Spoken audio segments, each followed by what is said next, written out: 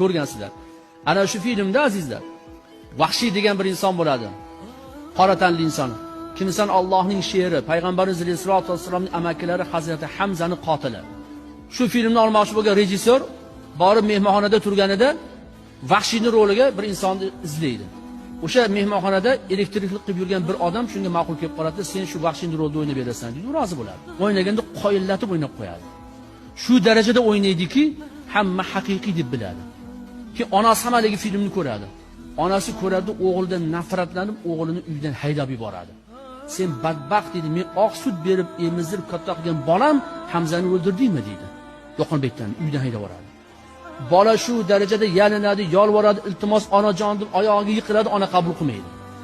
Oxiri o'rtaga dindorlar tushadi. Ahli ilmlar keladi, onayi zorga tushuntiradi. Voy onaxon, bu rol o'ynadi, xolos bu. Bu aslida Vahshiy emas. Hamzani o'ldirgan Vahshiy bundan bir necha asr avval o'lib ketgan u odam. O'g'lingiz shuni siymosini yaratib berdi, xolos. Odamlar o'sha Vahshiyni naqadar shunaqa inson ekanligini bilishi uchun rol yaratdi, xolos. O'g'lingiz aslida Vahshiy emas deb zo'rg'a tushuntirganlardan keyin ona o'g'lini kechirdi. Qani shunaqa onalar?